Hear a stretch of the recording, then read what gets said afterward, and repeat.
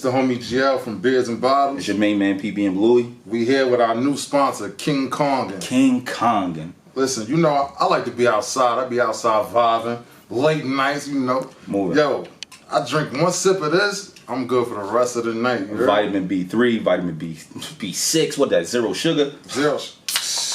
Gotta taste it. And they don't got none of that nasty aftertaste. Just that King Kongin. Look, it's zero sugar. You gonna do this to me? It's your main man, PBM Louie. It's the homie GL. With Beards and Bottles. You know, Rose. This is our sponsor. We do this every week. We want you guys to go check it out. That Red Rose. So look, we're certain guys, right? And we like to groom ourselves. Yeah. You heard? So in certain times when we grooming ourselves, you know, you got to be particular. You got to take care of yourself, right? The only way you can really take care of yourself is by using what? Presence beard kit. You know what I mean? It got everything you need. All of the two essentials. This joint in here, bro, it got a comb. It got the beard balm.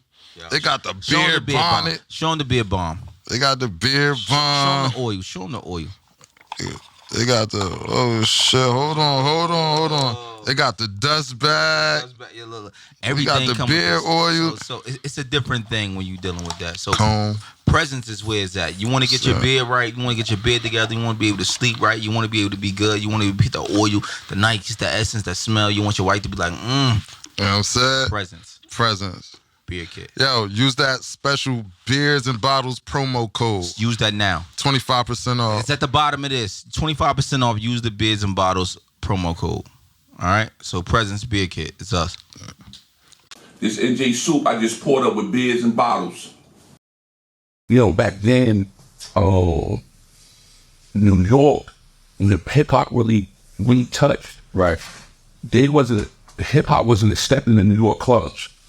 So they used to come here to Jersey to perform, Run DMC, Fat Boys. So I used to see them at the Rally Dacker Club, the Civic Center, Dummy Fresh, New Edition, the Real Rock Say. I used to watch them come do shows, and we used to sneak out of the house to go to shows at 11-12. I used to be in the club at 11-12, but that's back then when you grew up, you know, everybody knew everybody on the block. Right. So even the older guys, they know who you was. Oh, that's Mr. Terrell Grant. So they looked out for you. They made sure you was good. They get you on the party and they make sure you get home safe. So it was a different environment growing up in the 70s and the early 80s. Like, it wasn't like how it is now.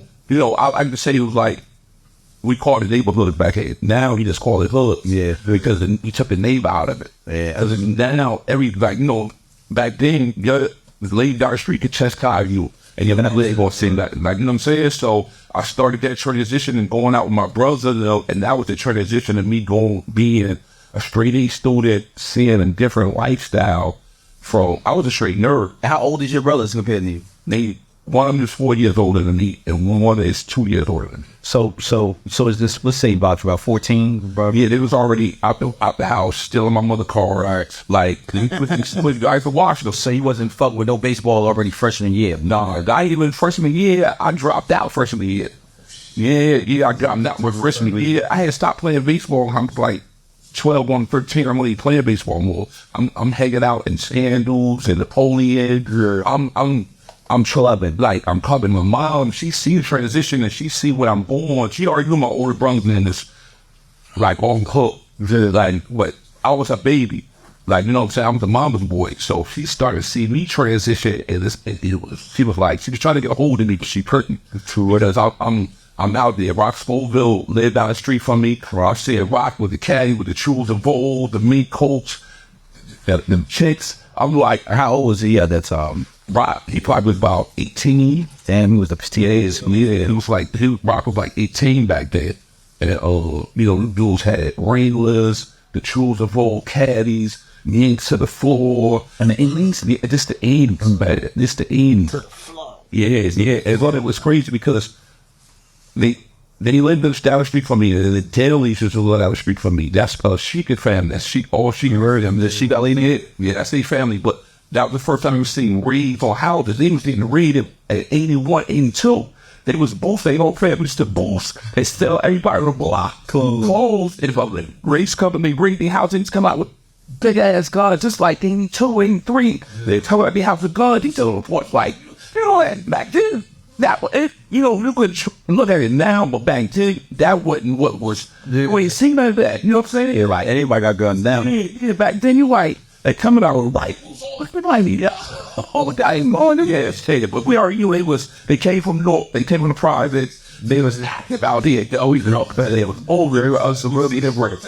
Was your brothers in them outside in the streets, like as far as like good money? Was any of them known from getting a couple of hours, or they were just terrorizing? My brother, that's a couple of years older than me, he used to hustle for Sean B. I don't know if you remember Sean B. from Ninth Avenue. Sean got killed maybe like 10 years ago. It was for Marvel Messiah, the poet, Ali. Yeah, you know, so he used to be over there when he was saying, got a couple of the singers down there, and down the hill where we from. Right? That's how. Let's know we from Ellis Hopkins. Okay, yeah, I remember how that's how I originally get it. Yeah. So, my brother used to hustle for Sean D. And Sean, we all played football together, ran all that, pop mornings. He hustled for Sean D. My oldest brother, he was from Fifth and Dickinson. Right. My father's son, my half brother. So he was already hustling too down in Fifth and Dickinson. And he about 4 or 5 years old. I'm 50, I'm 51 this year.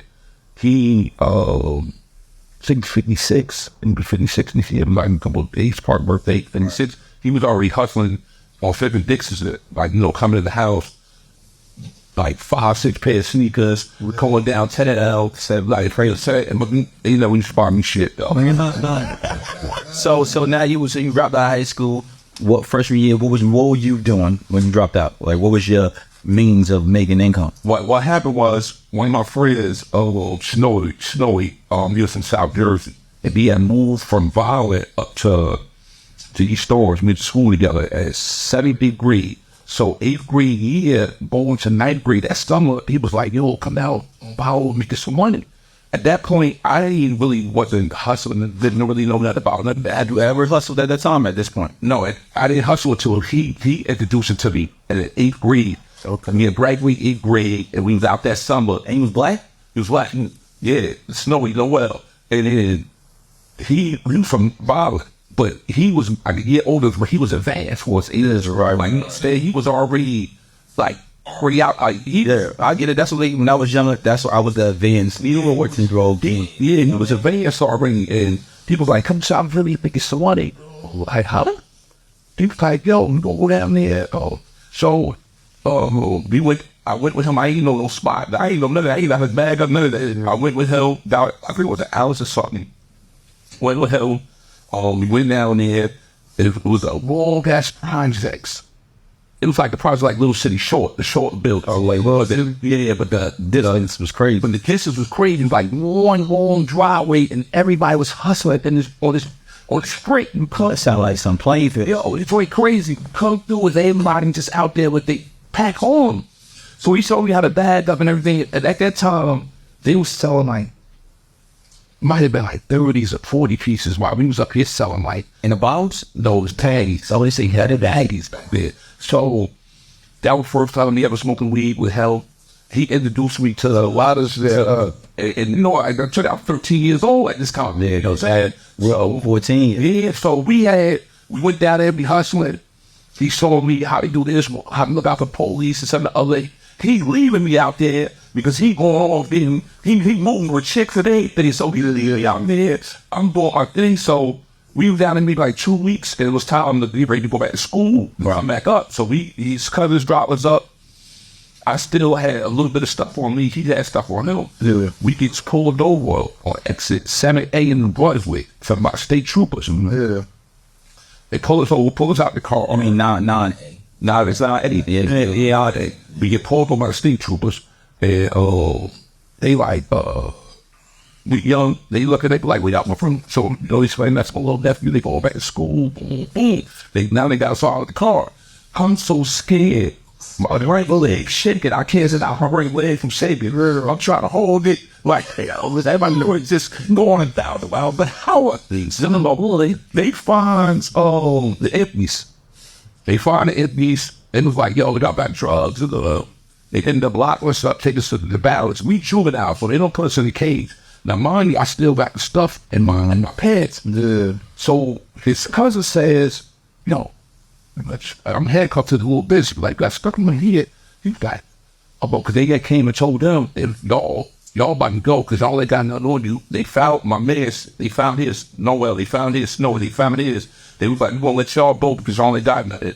Oh, I told him, got that stuff on my head. Where's that? So I get my pants, and I throw it in the cell to him. So 5 minutes go by, they come back and he said, oh, we gonna let y'all go, but we got to strip search y'all first. So the dude said, yo, you gotta take this back. I said, they got tapes. I said, oh, you wanted it. You got it. Like, fuck this over. I said, hey, I was chewing out here. Nobody can finish tissue. So they ended up firing shit on them. They strip searched me. I ain't had a little hand rat. Yeah, rat on you. No, I was juvenile. You asked for it. Got it that right. And he wouldn't buy him, dude. No, I know him. I met him through the ride with Noel. So my mom's and them coming to get us. Oh, and I was high. I was still high. So when she get us, she looked me down on. She's like, boy, you high. Man, she smacked skin from this side of the city out of his beast. And that was my introduction to the street. So, but how wasn't enough to scare you straight? Nah, it wasn't. Right back out. All right. How did you progress? So what's next? How did that progress? What's next for NJ Soup right now? You 14 years old. You just beat that situation. What you thinking? What's next for you? Where you at? I'm still going to school. And like I said, I used to always be a straight A student through my whole, but I never studied. It just came natural to me. For when I got to high school, it did come natural to me because I had college prep classes. So I had everything was advanced. And it didn't come natural. I had to actually study. And I didn't want to study. So I'm going to school. I was a class clown and shit. Like, I'm joking all through class and everything. And some days I come to school. Some days I don't. My mother worked at the time. So I'm hanging out with the block, seeing them. And then, my man, he started hustling when he was like 12. He started selling cracks when he was 12. He wasn't even going to school. And we about the same age, so he's like, yo, man, what you going back before your mother? Stay out here with me. I'm like, no, about that. So this was freshman year you did? This freshman year. So I'm going to school and I'm maybe going 2-3 days out the week and stay at home 2-3 days out of the week. And what block was you on? This is I'm from 19th Street, but this is on Liam and Grove. Oh, I would get rhythm old. I'm actually out there with them, but I ain't getting no money. I'm just watching it. I'm just watching them, and I'm like, you know what? I ain't going to start watching the stories channel 7, all my shows and all that. I ain't thinking to the stories for shit. I started watching all that, and he was like, my mother was like, do I get a job or something? You think you ain't going to work? I started working for... At 14? Yeah, 14. I was working at Seagull Hall Colleges, though. Yeah, my mother adopted my birth certificate. Then the nigga said like I was 16. And I started working at Seton Hall, the college. I started working at Seton Hall. And I'm getting off the bus every day on William and Grove. And Joe is just clowning. My lead just going in on me for life. Oh, man. What you got? They just on me, hey, dang, like... And I'm like, yo, man, I'm just kind of working. I know. And I started off with a click, but nobody was showing me how to go to New York. Yeah. So of course not. I didn't even run a circle behind me. Everything was spinning. See it for all that. I got a clip. Back then it was $20. I got it for about shit all day, bro. Like they running circles around me. I'm just out here really like out there on the same clip out there. So it was you selling down Violet. Oh, you selling the baggies, yeah, man. You sell the baggies where you now you up to a bottle. I'm up there with bottles, $10 joints. Down there, it's a flow. It's like a tree right out there. And I do that. They just call up white and black vaping. Right. Now it is. I pulled up. I ain't got to do it up there. I gotta actually get busy. Like, you know what I'm saying? They already advanced, so they want to start around me. I'm making $60, $70. Like, I ain't even throw I ain't in the way. To be honest, it's not in a way. Wasting your time. No, in a way, bro. Fully. Job, we call the MA. In the way, man. Yeah, that was my transition to try to get into the game. Right. So you go from there. Let's move forward. Now 16. You're 16. 2 years later. Have you acclimated now? Does everybody know you? Are you like where are you now? Well, I say it was like 15 going to 16. Now I know a little bit. I still don't know how to get to New York. They still ain't showing me New York. I'm buying clips, $100 clips.